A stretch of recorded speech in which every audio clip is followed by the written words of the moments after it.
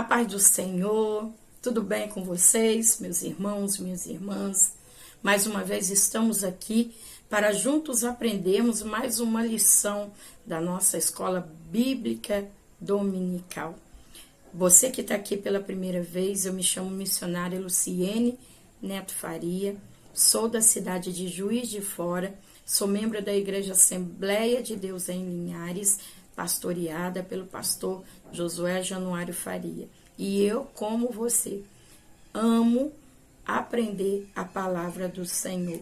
Então, eu quero aqui já te saudar e dizer que é uma bênção a sua presença neste canal e quero te convidar, para a glória de Deus, a você se inscrever neste canal, a dar o seu like e a você ativar o sininho para quando assim chegar novos vídeos, você possa receber a notificação. Então, sejam todos bem-vindos em nome do Senhor Jesus Cristo. Estamos aqui todos juntos para aprender com o único e Senhor Mestre e Mestre por excelência, que é o nosso Senhor e Salvador Jesus Cristo. Eu quero aqui te convidar para nós fazermos uma oração e assim darmos continuidade à nossa lição. Amantíssimo Deus e eterno Pai, te louvamos, Senhor, por tudo o que tu tens feito. Te louvamos, Deus, porque o Senhor cuida e tem cuidado de nós e sempre cuidará de nós. Te louvamos pelo privilégio de estarmos aprendendo a tua palavra. Pai, abençoe os teus filhos, as tuas filhas, professores da escola dominical, superintendentes, alunos, todos aqueles envolvidos com a escola dominical, todas as igrejas comprometidas com esse trabalho de ensinar a tua palavra. Senhor, abençoe também os visitantes, meu Pai, que aqui estão, que ali por intermédio da tua santa palavra venham aprender mais de ti. Senhor, nos instrua através do teu Espírito Santo, abra nossa mente, nos dê entendimento da tua palavra. Pai, eu entrego, Senhor, essa aula diante do Senhor. Pai, nos ensina, Pai, nos instrua, Senhor. É o que nós te pedimos, ó Pai, e te agradecemos em nome de Jesus. Amém. Glória a Deus por esse tão grande privilégio de podermos aprender a palavra do Senhor. E hoje nós estamos, gente, na lição 13, quarto trimestre do ano de 2023, o último trimestre, estamos na lição 13. E essa lição, ela tem por tema, por título, o propósito de missões. O texto áureo se encontra em primeira carta de Paulo aos Coríntios, capítulo 9, versículo 16. Porque se anuncio o evangelho, não tenho de me gloriar, pois me é imposta essa obrigação. E ai de mim, se não anunciar o evangelho. A verdade prática, pregar o evangelho a toda criatura não é uma opção, mas sim uma imposição divina. A nossa leitura bíblica em classe, ela está no livro de Apocalipse, capítulo 5, do versículo 9 ao versículo 14. E cantavam um novo cântico, dizendo: digno és de tomar o livro e de abrir os seus selos, porque foste morto e com teu sangue compraste para Deus homens de toda tribo, língua e povos e nação. E para o nosso Deus os fizestes reis e sacerdotes, e eles reinarão sobre a terra. E olhei e ouvi a voz de muitos anjos ao redor do trono, e dos animais, e dos anciãos, e era o número deles milhões de milhões e milhares de milhares, que com grande voz diziam: digno é o Cordeiro que foi morto e de receber o poder e riquezas e sabedoria, força e honra e glória e ações de graças.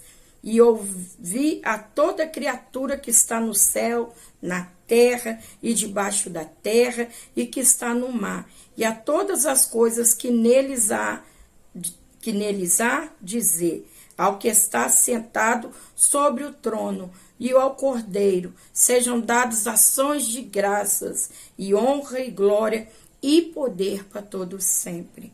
E os 4 animais diziam amém. E os 24 anciãos prostraram-se e adoravam aquele que vive para todo o sempre. Nossa lição, ela está ali dividida em 2 tópicos. E nós vamos estar percebendo que nesses 2 tópicos, nós vamos aprender no primeiro tópico. A apresentação da lição é apontar o alvo para a obra missionária e conscientizar cada cristão que cada cristão é responsável por essa missão. Então, nós vamos fazer aqui a leitura da nossa introdução. O propósito da Igreja de Cristo nesse mundo é de proclamar a mensagem da salvação até Jesus voltar. Claramente, a palavra de Deus nos mostra que a missão da igreja envolve um propósito global, ou seja, a missão de pregar o evangelho a cada criatura. Não importa a língua, a cultura, o contexto econômico, cada pessoa deste mundo deve conhecer a respeito de Jesus e de sua mensagem de salvação. Este é o assunto que estudaremos nessa semana, nesta lição. Tendo em nosso tema o propósito de missões, eu gostaria aqui de abordar, começando abordando, sobre essa palavra, que ela está no título da lição, que é essa palavra propósito. Estamos vivendo em meio dias que essa é uma das palavras mais narradas e mais verbalizadas nos nossos dias atuais.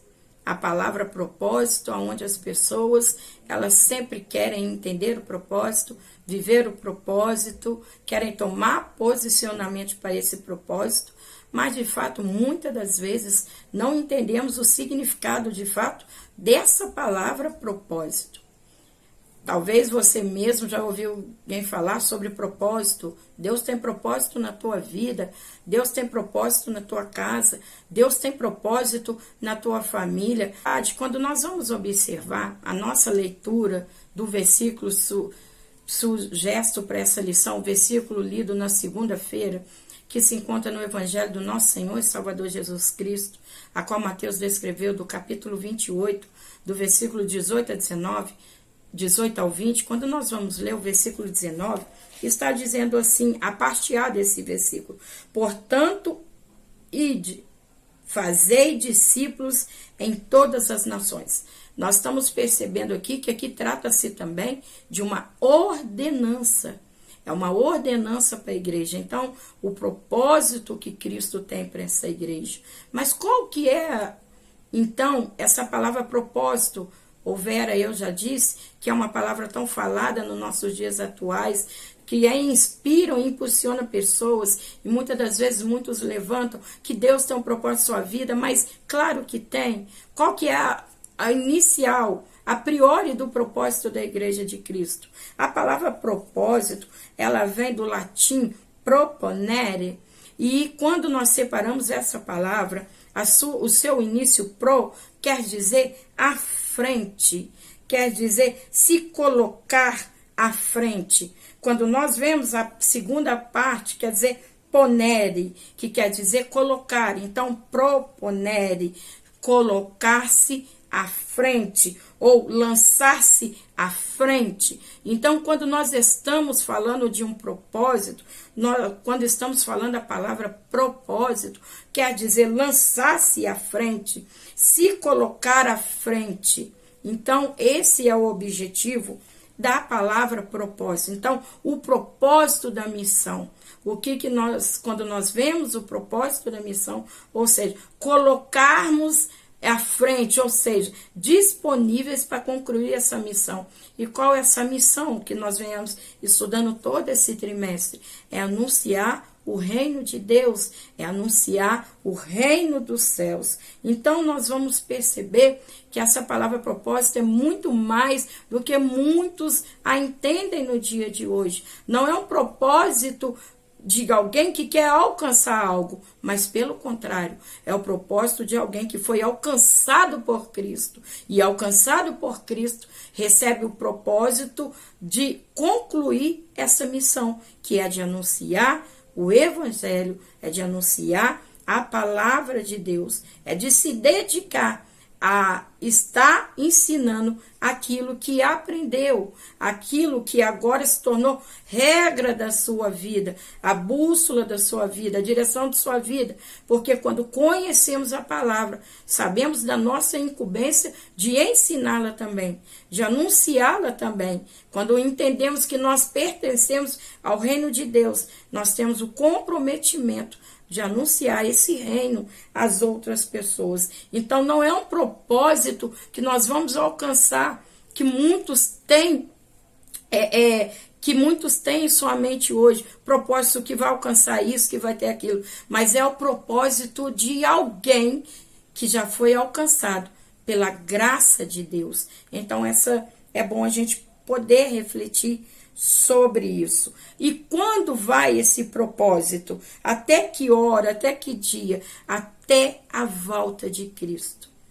Eu costumo dizer que nós sempre estamos agendados. Por quê? Porque sempre estamos ali dispostos a todo tempo para anunciar o reino de Deus, para divulgar o reino de Cristo.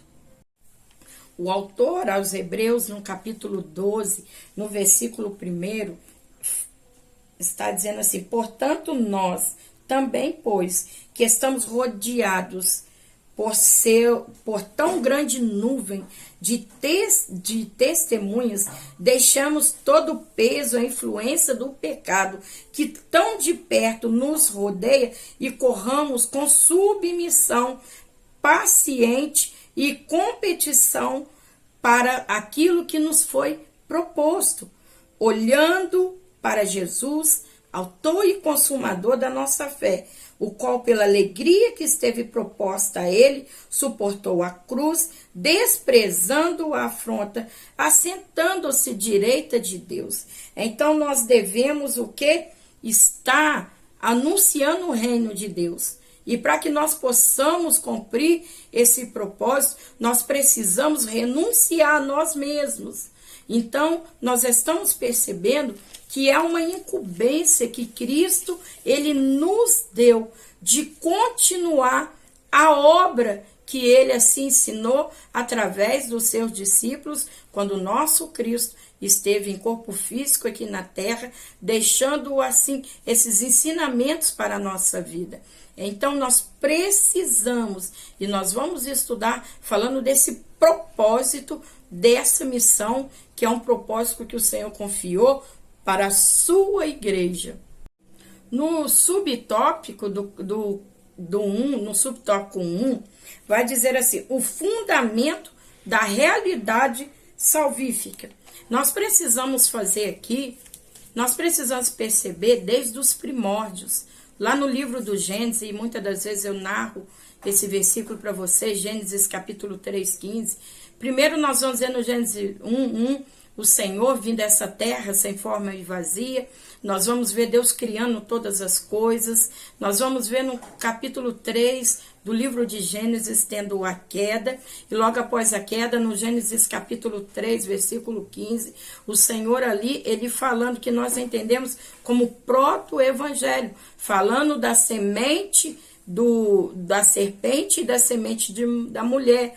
Ou seja, ali fazendo um anúncio do evangelho, a qual viria aquele nascido da mulher, que esmagaria a cabeça da serpente. Depois da queda, nós vamos ver que há uma batalha, e essa batalha, ela está travada, aonde o inimigo da nossa alma, ele tem tentado destruir todo o plano e todo o projeto de Deus. Quando Adão e Eva eles saem ali do jardim de Deus, nós vamos ver que começam a multiplicar. Adão e Eva têm seus filhos, nós vamos ver as gerações, né, sendo crescida, a multiplicação. Nós vamos ter ali a geração pré-diluviana, onde tem um homem chamado Noé, que Deus olhou para ele e viu graça em Noé, e ali Deus salva ele e a sua família, no total de 8 pessoas, que ali entram na arca e saem da arca. Quando Noé sai da arca, nós vemos ali uma nova multiplicação da geração pós-diluviana, ou seja, pós-dilúvio. Nós vamos ver no Gênesis capítulo 12, Deus falando com um homem chamado Abraão e dando uma ordem para ele sair da sua terra e da sua parentela para uma nova terra, uma terra que manda leite e mel. Nós vamos ver Abraão, ele saindo para esta terra, um homem que sai ali com a sua esposa, com o seu sobrinho Ló, sabendo que Sara, né, no momento Sarai, ela era estéril, mas Deus deu promessa àquele homem. No capítulo 15 do Gênesis, nós vamos Deus novamente falando com Abraão e falando com ele que viria, a geração dele seria incontável como a areia do mar, mas também o Senhor falando no Gênesis 15, no capítulo 15, no versículo 13, que essa descendência dele ficaria cativos, né, por 400 anos, mas depois seriam libertos. E nós vamos ver Abraão, ele tendo o filho da promessa, Isaac, e nós vamos ver ali todo esse projeto de Deus sendo vendo, estamos já na era dos patriarcas. Nós vamos ver que Isaac depois tem seus filhos, que é Esaú e Jacó. Dali nós vamos, Esaú e Jacó, dali nós vamos ver que vai ter ali, Jacó vai casar com a primeira esposa Leia, depois Raquel, as duas também têm 2 servas, Bila e Zilpa, e dentro ali desse encontro, né, desse consenso de Jacó com as servas e com o casamento com Leia e com Raquel, nós vamos ver que vem os filhos, né, os filhos de Jacó. E um dos filhos de Jacó é José.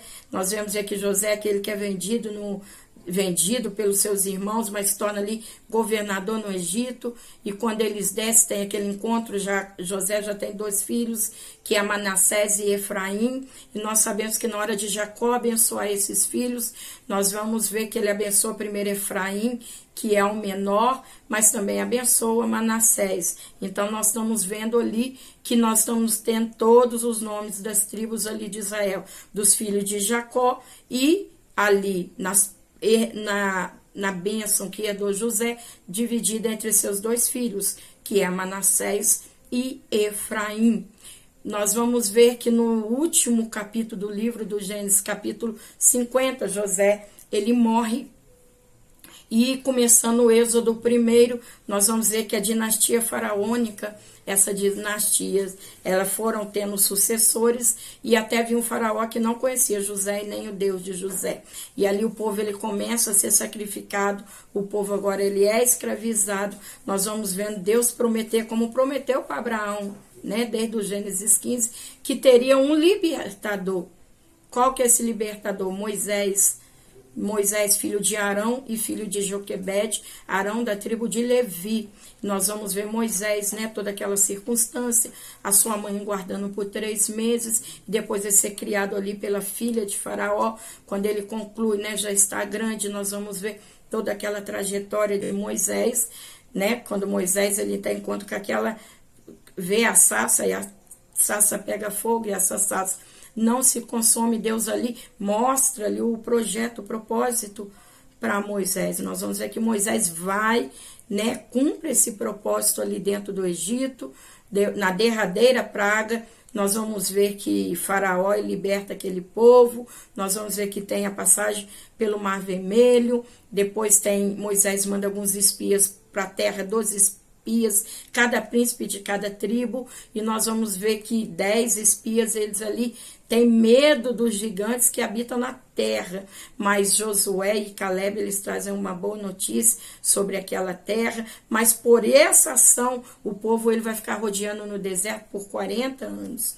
No Êxodo capítulo 25, nós vamos ver Deus falando com o povo para que ali seja colhido, né, ofertas voluntárias para se estar fazendo o tabernáculo. E o tabernáculo, gente, desde o Gênesis 3,15, que é o anúncio ali do evangelho, o tabernáculo também, toda a dimensão do tabernáculo, todos os itens ali do tabernáculo são uma tipologia da obra redentora de Cristo. Nós vamos ver que o tabernáculo, ele é composto, né? Ele tem uma porta e Jesus vai dizer que ele é o caminho, a verdade e a vida. Então, há uma porta na entrada do tabernáculo. Passou dessa porta, nós vamos ter o altar do holocausto. O que era esse altar do holocausto? Era onde ali havia o sacrifício derramado o sangue. Ou seja, o que o Jesus Cristo fez por nós no ato na cruz do Calvário. Derramou seu sangue carmesim, mesmo sem pecado, para ali o que? Nos salvar, nos dar o direito, através do ato de Cristo na cruz do Calvário, nos reconciliou novamente com Cristo. Então nós temos o altar do holocausto, depois nós temos a pia, onde ali os sacerdotes lavavam, né, purificavam suas mãos. Ali se compunha a água. Essa pia, ela foi feita com as doações dos espelhos das mulheres. Mas o que significa? Significa ali a purificação daquele que foi, né, aceitou a Cristo, entrou pela porta, ali entendeu o sacrifício do sangue de Cristo, né, na cruz do Calvário, sacrifício de Cristo na cruz do Calvário. Agora ele é limpo, sois limpos pela a minha palavra, a parte da santificação. Passando ali, nós vamos ter o lugar santo. No lugar santo também, nós temos ali 3 itens no tabernáculo. Nós temos a mesa dos pães da apropriação, nós temos o menorá ou castiçal e também nós temos o altar do incenso. A mesa dos pães de apropriação, onde ficavam ali os pães, o Senhor Jesus, ele vai dizer: eu sou o pão da vida. Nós vamos ver ali o candelabro, o candeeiro ou menorá, aí tipificando o que? Cristo. Eu sou a luz do mundo. E nós também vamos ter ali o altar do incenso, aonde ali os sacerdotes faziam as orações. E Cristo, ele é aquele que advoga por nós, o nosso grande intercessor, por intermédio do Espírito Santo. Passando essa parte do tabernáculo, nós vamos ver que depois que passa o candeeiro, a mesa dos pães da apropriação, o altar do incenso, nós temos o véu. E o que simboliza esse véu? Para passar pelaquele véu, somente o sumo sacerdote poderia passar uma vez ao ano. Uma vez ao ano, o sumo sacerdote, depois de purificar a si mesmo, poderia entrar ali para purificar também pelo povo. E nós vamos ver que somente teria acesso uma vez ao ano o sumo sacerdote. Então, quando o Senhor Jesus cumpre ali o ato na cruz do Calvário, o véu do templo ele é rasgado do alto a baixo.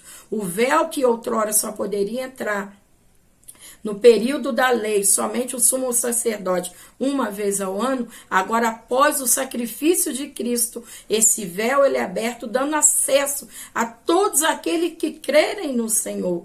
E o que tem depois do véu? Tem a Arca da Aliança, que significa a presença de Deus e a justiça de Deus. Então o tabernáculo, ele totalmente, faz tipologia ao quê? Ao chamado de Cristo, ao ministério de Cristo, aquilo que Cristo fez para a sua igreja. Então nós estamos falando aqui sobre o fundamento da realidade salvífica. Então, desde o Gênesis capítulo 3, versículo 15, nós vamos ver que houve um anúncio que nasceria aquele, nascido da mulher, que esmagaria a cabeça da serpente. Quando nós olhamos para o tabernáculo, todo o tabernáculo está falando a tipologia de Cristo. Cada utensílio não foi colocado ali de forma esporádica, não. Cada utensílio está nos mostrando a nossa redenção através do sacrifício de Cristo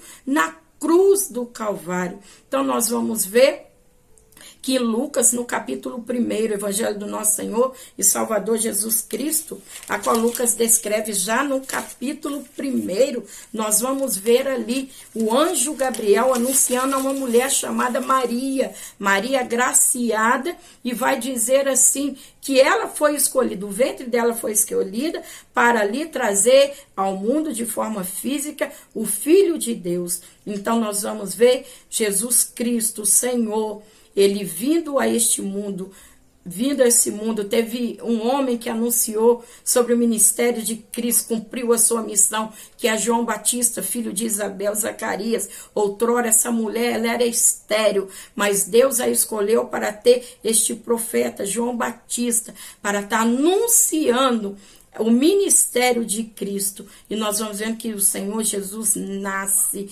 ele vem a este mundo, com 12 anos ele faz um diferencial, estava em meio aos doutores, ali já mostrando a sabedoria do Pai, a sabedoria de Deus, e Jesus começa concluir o seu ministério. Ele convida 12 discípulos, 12 homens para estar caminhando com ele, porque para ele poder estar ensinando, dando toda a estratégia, ensinando a estes homens sobre o ministério, passando a esses homens a incumbência, a missão de anunciar o reino de Deus. Jesus Cristo, ele veio, foi morto, ao terceiro dia ressuscitou, depois de ressurreto, passou 40 dias nessa terra.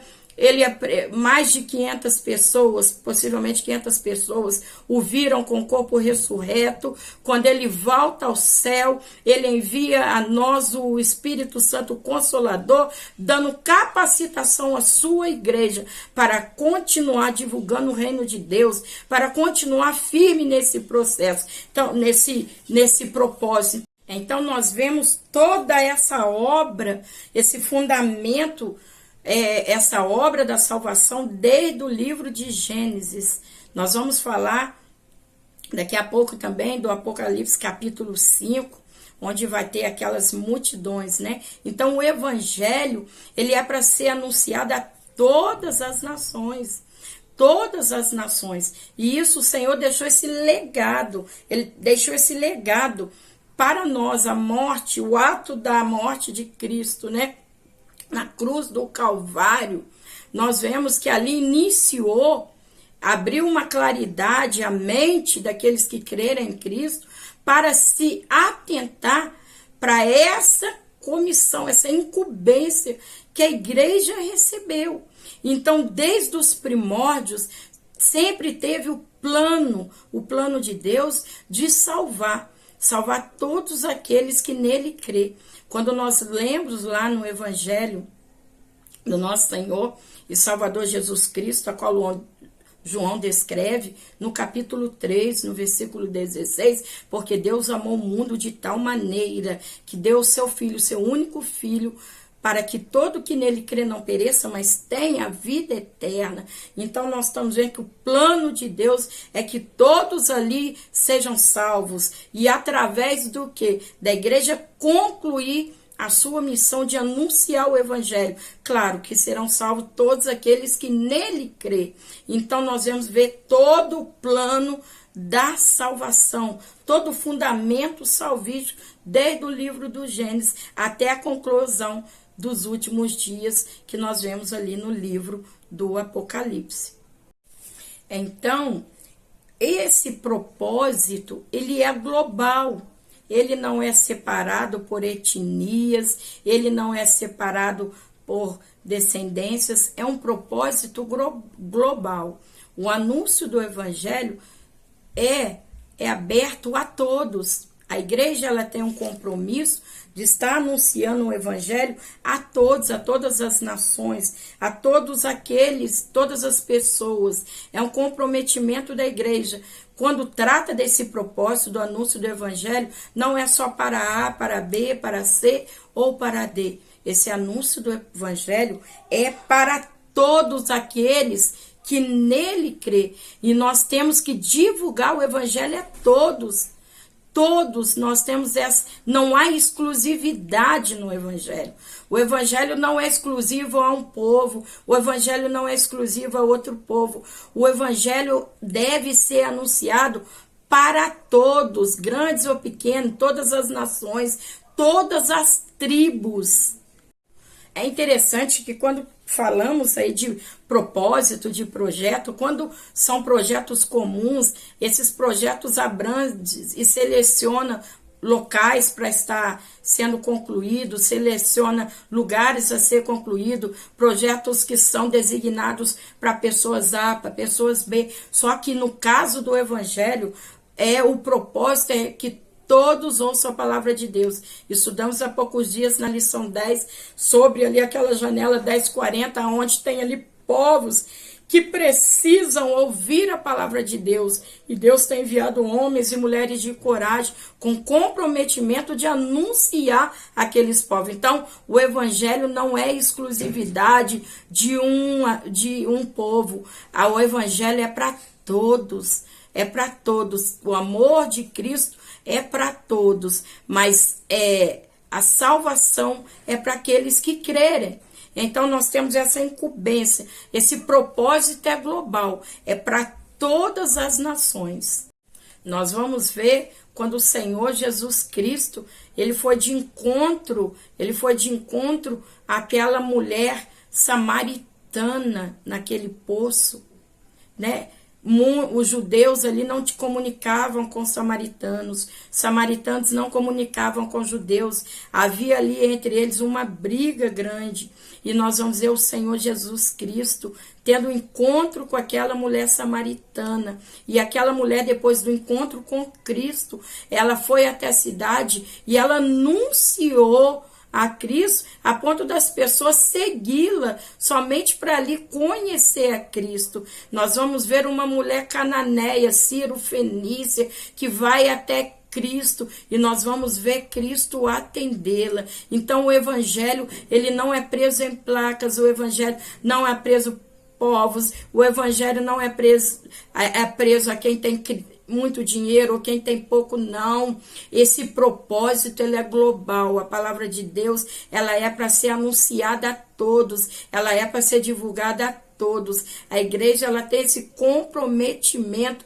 de estar trazendo, anunciando o reino de Deus a todos. Então, quando nós divulgamos este evangelho a todos, quanto mais a igreja ela tem esse comprometimento de anunciar o evangelho a todos, seja quem for, nós vamos ver que depois nós vamos ter multidões de pessoas, milhões, milhares de pessoas ali alcançadas por Cristo. Então, há um comprometimento da igreja. O Senhor Jesus, ele veio, ele pregou a 12, ensinou o anúncio desse reino a 12 discípulos, e através daí essa palavra chegou até nós, e em nós há uma responsabilidade de entendermos que o propósito dessa linda missão é nós estarmos também anunciando a palavra do Senhor, anunciando o reino de Deus a todos.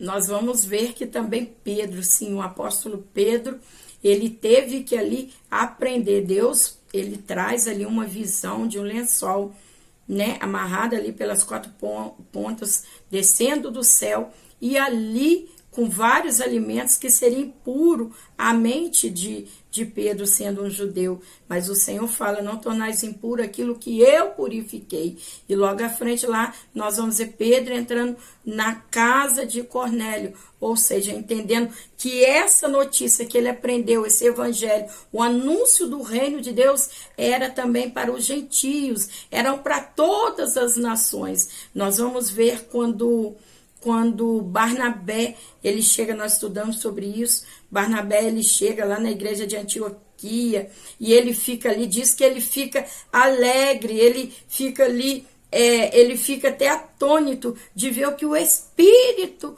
de Deus, o Espírito Santo estava fazendo através da vida daqueles irmãos, mesmo não sendo judeus. Então o evangelho, ele rompe barreiras, ele rompe fronteiras. Nós vamos ver que no mundo que nós vivemos atuais, há grandes questões, diferenças, né, por etnias, por raças e tantas coisas, tantas diferenças, mas não. O evangelho, a palavra de Deus, é para ser anunciada a todos. Todos têm o direito de ouvir a palavra de Deus. Todos têm o direito. Enquanto a igreja tem o dever de anunciar a palavra de Deus, aqueles que desejam ouvir a palavra têm o direito de ouvi-la.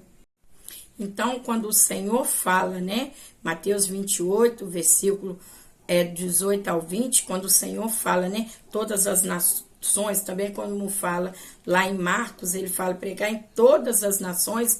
Nós vamos ver aqui falando em Apocalipse também, que ali no meio daquela multidão tinha ali gente de toda tribo, língua, povo e nação, ou seja, pessoas diferentes, mas todas alcançadas pelo poder do evangelho. E é interessante que o evangelho, a palavra de Deus, é tão poderosa que ela é capaz de anunciar pessoas diferentes, cada um em sua diferença, mas que todos foram alcançados com esse poder da palavra de Deus, com esse poder do evangelho, que tem de unir pessoas de outras etnias, de outras nações, de outros povos, mesmo com outros costumes, mas que quando ouvem a palavra, se tornam um só, compondo e fazendo parte da família de Cristo. É interessante que Cristo, ele vai dizer que quem é a família dele são aqueles que fazem a vontade do Pai. Então, nós nos tornamos, em meio à diferença linguística, em meio a diferenças de cultura, mas o evangelho, ele tem o poder de, mesmo sendo diferentes de etnias, diferentes de raça, o evangelho, ele nos torna um. Olha o poder da palavra, olha o poder do Senhor de nos tornar um, mesmo diferente em aspectos, em linguagem, mas nos tornar iguais, nos tornar um pelo poder da palavra, porque juntos, ainda em meio a tantas diferenças, mas somos juntos, nos tornamos, pelo poder do evangelho, nos tornamos uma só família, pois Jesus fala, a minha família são aqueles que fazem a vontade do meu Pai.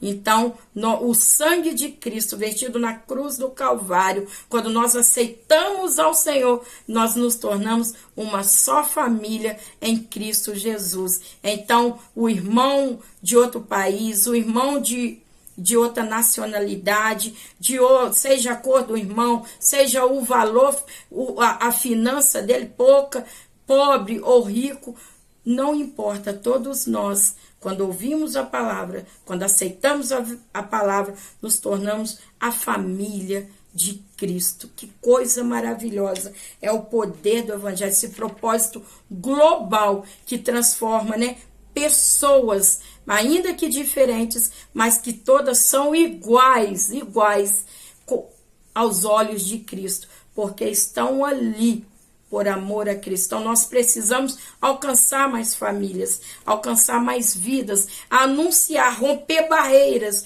como Pedro rompeu uma barreira. Nós, a igreja, precisamos romper a barreira e anunciar esse evangelho que tem poder de mudar todas as vidas. É o poder transformador, anunciar esse reino de Cristo, que é um reino inabalável, que é um reino sempre eterno. Agora, no tópico 2, pregar o evangelho, a responsabilidade de todo cristão. No subtópico, qual é a nossa disposição? Quando nós vamos ver que a obra de Deus, ela precisa ser feita com disposição. E essa disposição, uma disposição voluntária.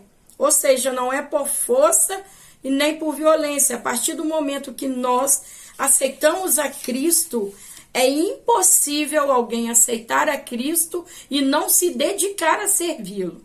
Então, a partir do momento que nós aceitamos a Cristo, nós nos disponibilizamos a servi-lo. Vamos falar dos discípulos. A partir do momento que o Senhor Jesus falou, vem, segue-me, o que aconteceu? Eles largaram tudo o que eles estavam fazendo. Nós vamos ver que o evangelista Mateus, ele estava ali trabalhando na sua mesa ali que ele trabalhava, ele se levantou e foi seguir a Cristo. Nós vamos ver que os discípulos, grande parte que eram de pescadores, estavam fazendo as suas pescas, cuidando da sua rede, mas a partir do momento que aceitou o chamado de Cristo, eles largaram o que estavam fazendo para se disponibilizar a seguir a Cristo. Então, qual tem sido a nossa disposição nos dias atuais? Será que estamos disponíveis? Será que estamos disponíveis a estar cumprindo a nossa missão? Porque se entendemos o propósito, se sabemos qual é a missão, então entre o propósito e a missão, entre o viver o propósito e a concluir a missão, precisa de disponibilidade. O que adianta entender o propósito, saber da missão e não se disponibilizar a concluí-la? Nós vamos ver aqui que essa é uma urgência evangélica. Nós precisamos o quê? Nos dedicar ao reino de Deus, ao anúncio do reino de Deus. Nós estamos vivendo dias atuais que nós temos muitas demandas. Temos. Aí talvez você pense assim, alguns vão pensar assim, as nossas demandas do tempo presente não são as mesmas demandas dos tempos aqui aonde que passou Paulo, dos tempos de Pedro, dos tempos de Felipe. As demandas mudaram, o mundo, alguns vão dizer, o mundo é outro. Mas o Deus que escreveu e que nos convocou para essa missão, ele é o mesmo ontem, hoje e eternamente. Então não é o tempo que nós estamos vivendo, não é desconhecido para Deus. Porque Deus, ele é o Pai da eternidade. Então Deus já saberia como está, já sabe os nossos dias de hoje. As nossas demandas de hoje, Deus já sabe. E mesmo assim, ele conta conosco que nós sigamos firme nesse propósito. À frente desse propósito de anunciar o reino dele. Só que nós estamos vendo que a igreja contemporânea, ela tem tido uma grande fragilidade na questão da disponibilidade. De se disponibilizar para Deus, de dedicar-se à obra de Deus. Dá para nós fazermos todas as coisas. No nosso dia a dia, nós trabalhamos, nós tomamos café, nós almoçamos e nós jantamos. Nós fazemos isso tudo. Mas também devemos cumprir essa missão. A nossa missão, ela não consiste só no domingo, 2 horas no culto à noite. A nossa missão é todo o tempo. Você pensa uma coisa, nós passamos pela rua, nós vamos consultar no médico, ali tem pessoas. Nós estamos, às vezes está no trabalho, no ambiente de trabalho, ali tem pessoas. Você já percebeu que onde nós passamos, sempre estamos encontrando pessoas? E justamente isso ocorre por quê? Porque nós temos uma missão de anunciar o reino de Deus. Então as pessoas que passam pela nossa vida não são algo esporádico, não. São oportunidades. Então nós temos essa incumbência, mas nós precisamos estar disponíveis. No Evangelho do nosso Senhor e Salvador Jesus Cristo, no capítulo 24, no versículo 14, diz assim: e será pregado este evangelho do reino em todo o mundo habitado, para testemunho a todas as nações, e então virá o fim. Então o anúncio, esse cumprimento do anúncio do evangelho, ele está agrelado à volta o quê? À volta do nosso Senhor Jesus Cristo. Então nós precisamos nos disponibilizar. Os jovens precisam se disponibilizar. Os obreiros precisam se disponibilizar. A igreja de Cristo precisa se disponibilizar. Se atentarmos somente às coisas desse mundo, como que ficará o anúncio do Evangelho? Quando nós vamos ler ali o Evangelho do nosso Senhor e Salvador Jesus Cristo, como Mateus descreveu, do capítulo 25 do capítulo 25, nós vamos ver do versículo 14 a 30, mas no capítulo 25, no versículo 25, nós vamos ver ali que nesse contexto, o Senhor da Seara, ele coloca ali nas mãos dos seus obreiros talentos para ser cuidados. Ele coloca algo para que eles possam o quê? Cuidar. Nós vamos ver que esse Senhor, ele dá a um 5 talentos, o outro 2 talentos e depois a outro 1 talento. E esse Senhor, ele vai e fica por bom tempo, deixa esses talentos na mão desses obreiros. Quando o Senhor retorna, ele vai perguntar para aquele que deu 5 talentos.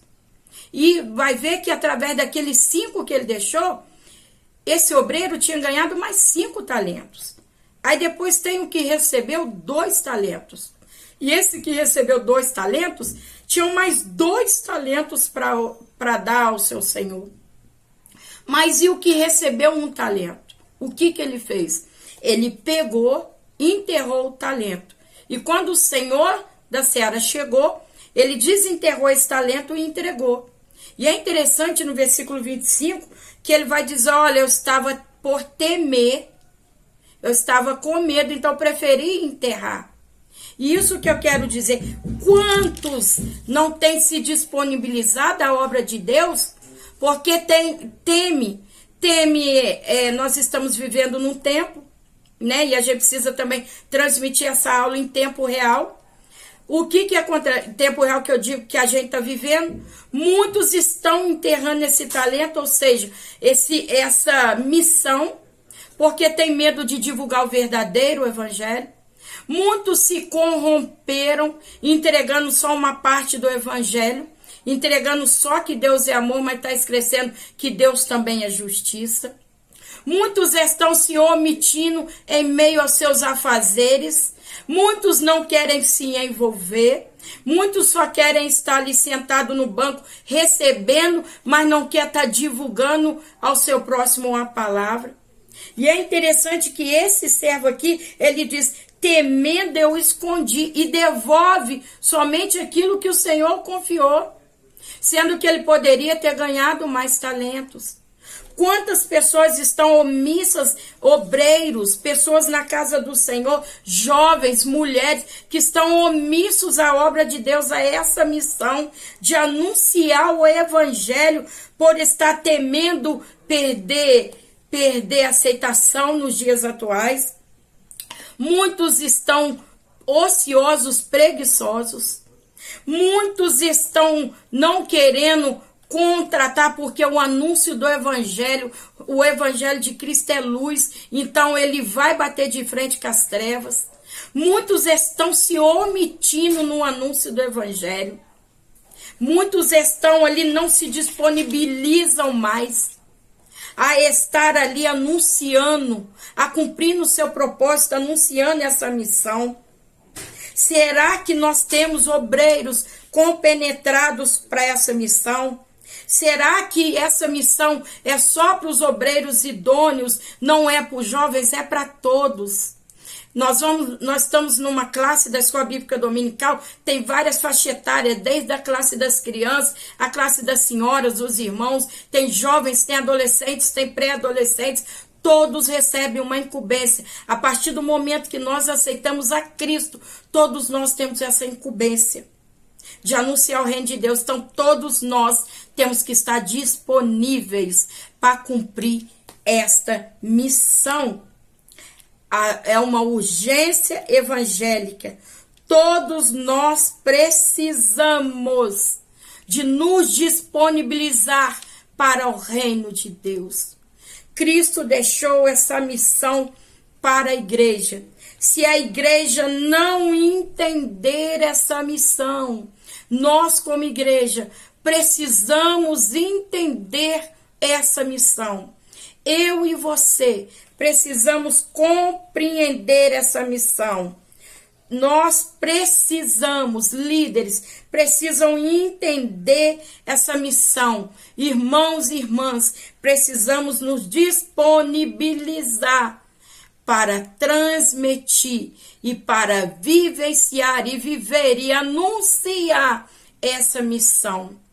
Por isso que o Senhor Jesus Cristo fala: ser-me-eis as minhas testemunhas. Eu anuncio essa missão quando eu prego o evangelho, mas também a igreja anuncia essa missão quando ela testemunha o evangelho. O testemunho da igreja, vocês perceberam que nos dias atuais, como o inimigo tem tentado envergonhar a igreja? Claro que nós estamos vendo ali uma grande questão de muitos que hoje dizem que servem a Cristo, amanhã estão caindo no escândalo. E o inimigo usa disso para quê? Para tentar envergonhar a igreja. Mas o remanescente fiel, ele sempre vai existir. Então a igreja anuncia o reino, falando com palavras, mas anuncia o reino com seu testemunho. O testemunho da igreja verdadeira, da única, lavada e remida no sangue do Cordeiro, é um testemunho fiel, é um testemunho vivo. Então a igreja, ela precisa se disponibilizar. Você, eu e você, nós temos tempo para todas as coisas. Todas as coisas nós temos tempo para fazer. Nos dedicamos, se temos uma consulta, nós vamos o quê? Nos organizar para aquela consulta. Se temos um trabalho, nós vamos nos organizar para estar trabalhando, fazendo o nosso trabalho. Mas nós precisamos também ter zelo e disposição para estar cumprindo essa missão. Sabe por quê?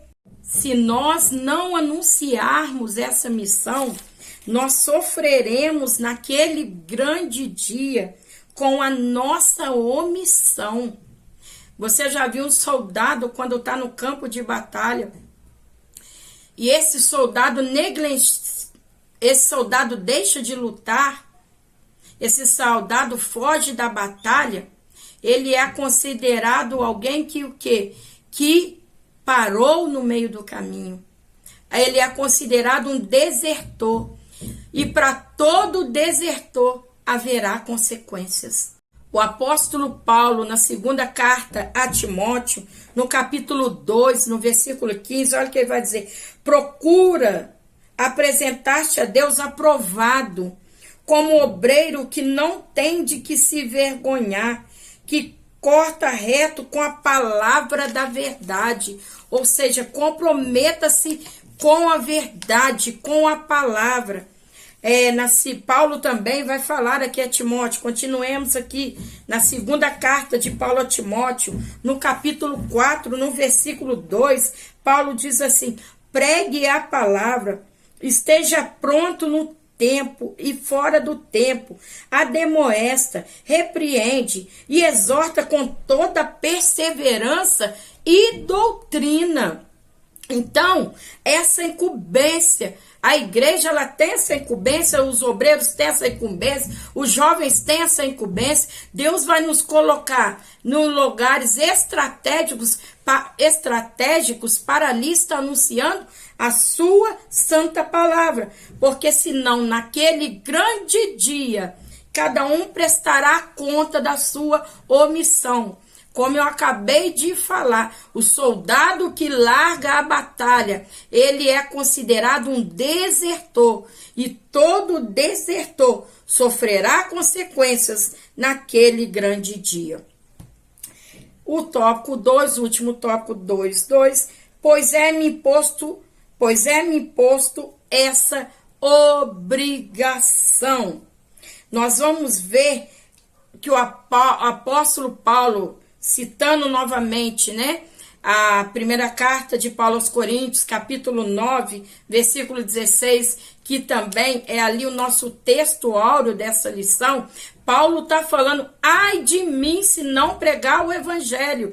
Ou seja, ele entende que ele tem um comprometimento com o reino de Deus. E que ele também, nessa fala, ele vai entender que se ele negligenciar aquilo que o Senhor confiou, ai dele naquele grande dia. Ai de nós naquele grande dia, se nós não concluímos aquilo que o Senhor nos confiou. Aquilo que o Senhor confiou à sua amada igreja. Precisamos estar atentos para essa obrigação.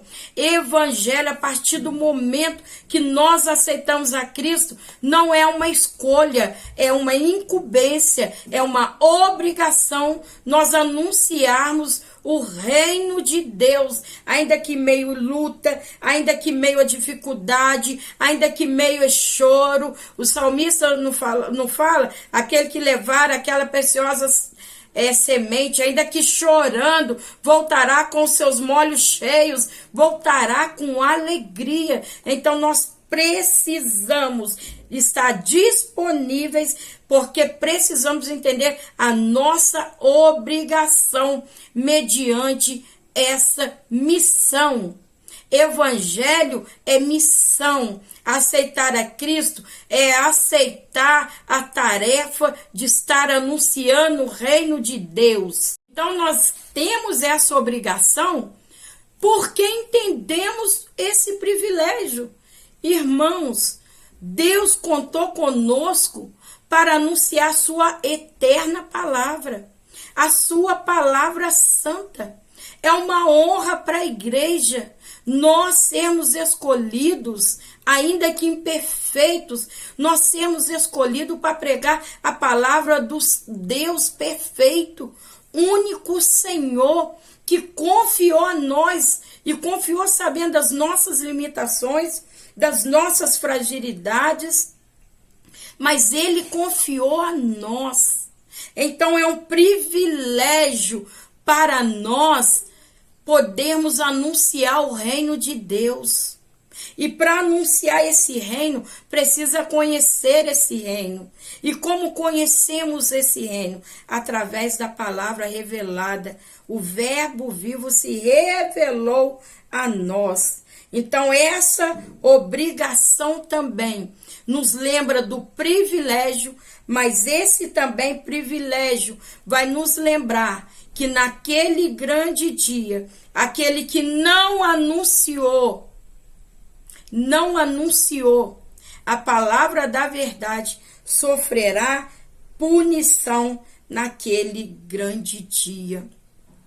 A palavra do Senhor fala que as nossas obras, todas nossas obras estão diante de Deus, seja as boas obras, também seja as maus obras.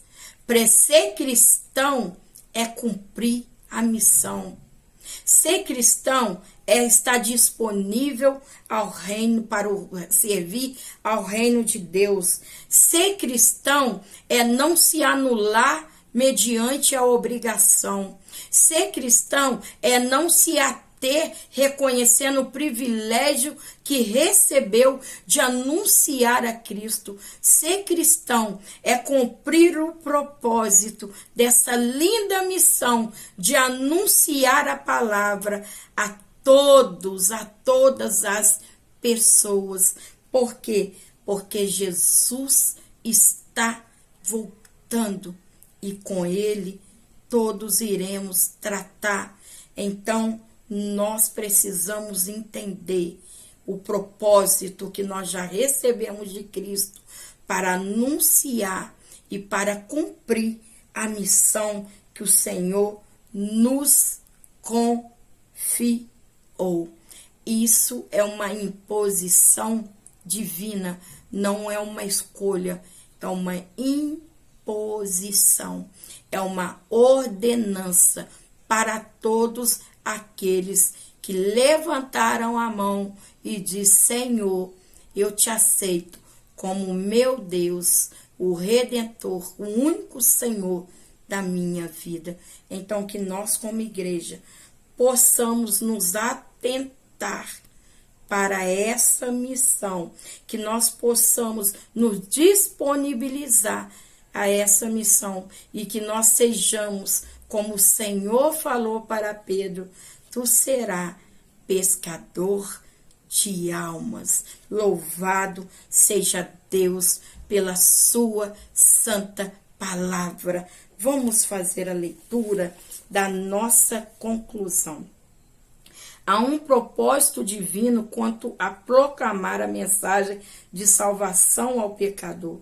Não podemos, então, desviar esse milímetro desse santo propósito, desviar 1 milímetro desse santo propósito. De fato, evangelizar não é uma opção, pelo contrário, é uma imposição divina, como resultado do que o Senhor Jesus fez em nossas vidas por intermédio do Espírito Santo.